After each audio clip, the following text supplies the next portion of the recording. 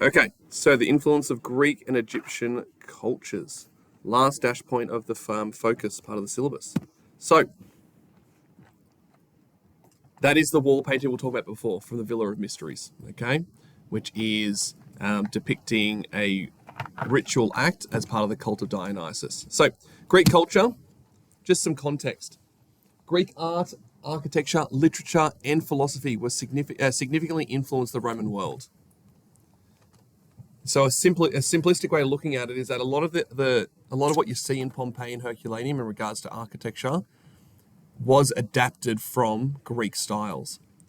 So to give you an idea of the influence of Greek culture in ancient Rome or the ancient Roman Empire, educated Romans would have read and spoke Greek, and most libraries would have included works written in both Greek and Latin. Roman theatres and palaestrae, yeah. I am recording, yeah. Roman theatres and palaestrae were Greek in origin, and many Roman statues were direct copies of Greek originals. Furthermore, quotations from Greek authors such as Homer and Diogenes appear among the graffiti on the walls of Pompeii. So there you go. Some of the graffiti is actually kind of historical, educational. Someone decides to write on a wall and they're going to quote something Homer said.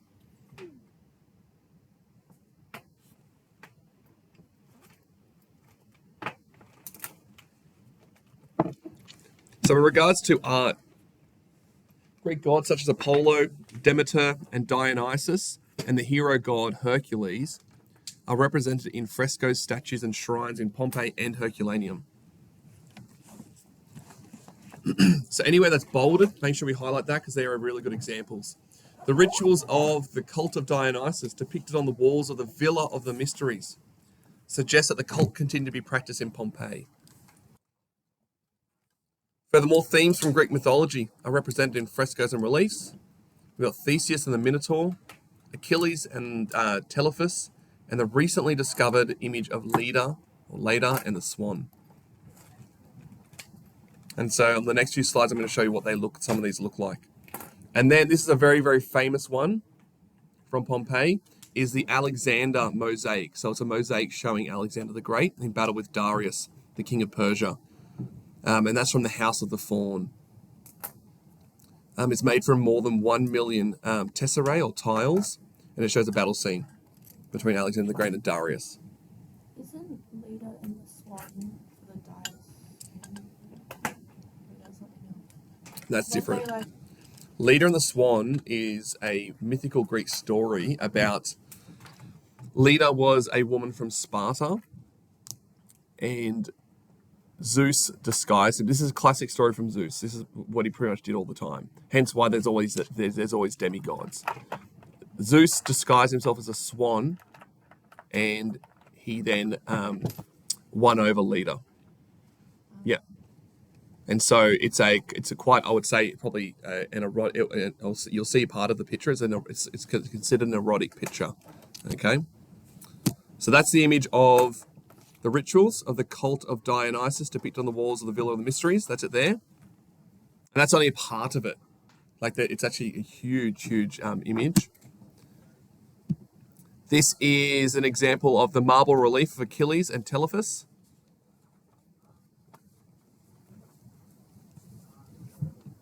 This is the newly discovered image of Leda and the Swan found in the House of Leda. And that's them literally. Like, look at the painstaking, how long that would take. Like, you can see the archaeologist there with the sponge. Almost looks like, that doesn't look like the handle of a teaspoon, but I don't know what that is. But like, they're taking away tiny fragments at a time. And then this is the famous Alexander mosaic from the House of the Faun. And so we've got King Darius. So you can already see that's Alexander there giving chase, and that's King Darius. And this is definitely painting Alexander the Great in a really positive light, because he is the general of the Greeks on horseback leading the charge. King Darius is being taken in a chariot, and he's being taken away for the battle. And Alexander's giving chase. And It's somewhat accurate in a way because Alexander did get caught up in this kind of strong passion to take Darius. It led him going all the way across Middle East and Central Asia, all the way to India to try and take Darius. So there you go. So that's some Greek influence from art. In regards to architecture, we've got to keep it really simple.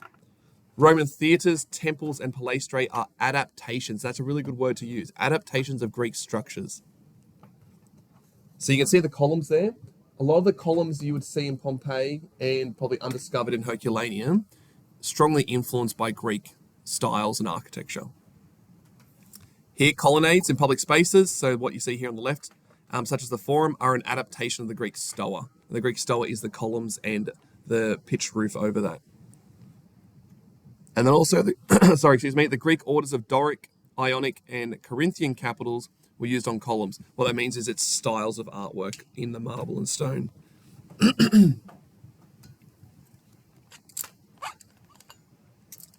Ready to keep moving? Yep, that's Greek. And then we're looking at Egyptian. Oh no, I forgot to change the image there. I'm so sorry. That's a Greek image. So, I don't know what it is about this image of the Temple of Isis that I keep using.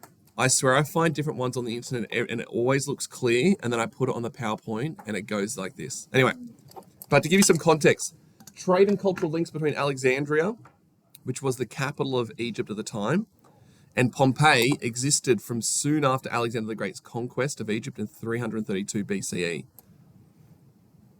However, typo there. However, Rome's conquest of Egypt in 30 BCE stimulated interest in Egypt and may have led to an influx of Egyptian craftsmen into Pompeii. And this is a really interesting point here because this actually transcends history because there's different empires that took over Egypt, and as a result of that, it became super fashionable to display items of Egyptian heritage or style. So during this time, it was fashionable among the wealthy to copy Egyptian styles and motifs, such as the ornamental crocodiles with open mouths as fountain spouts. And you can see that the example you brought of the wall painting of the different Egyptian animals. So, in regards to art, okay, images of the Egyptian goddess Isis and the practices of her worship are found on statues, frescoes, and on numerous household shrines, particularly in Pompeii. The house of Julia Felix itself had a room identified by excavators as a shrine to Isis, and in the large garden was a long water feature to represent the Canopus Canal in the Nile Delta. And also, archaeologists have uncovered paintings, statuettes, and several amulets of the Egyptian god Bes, who is understood as the protector of women and children.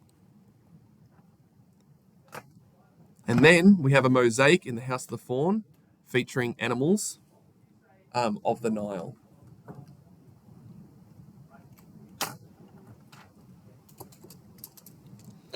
So the easy way to remember that is House of the Faun has mosaic for Greek culture and a mosaic for Egyptian culture. House of the Faun is Pompeii. Yeah.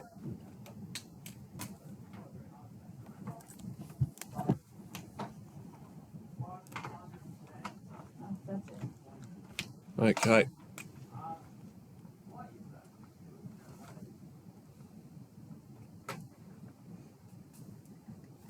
All right.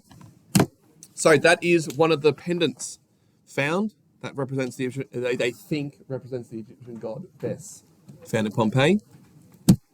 And that is a section of the mosaic in the House of the Faun depicting Egyptian animals. Hippopotamus, crocodile, and some birds.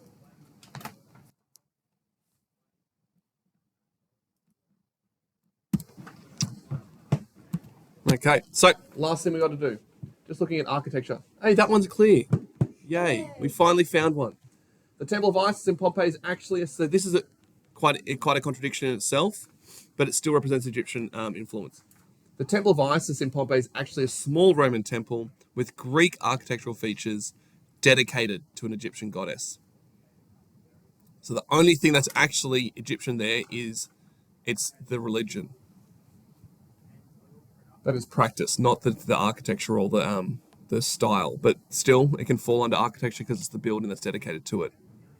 One distinctive feature, though, within the temple is the small temple that stored Nile water used in purification rituals. So there's a temple within the temple that stored only water from Egypt, from the River Nile, that they used in certain rituals.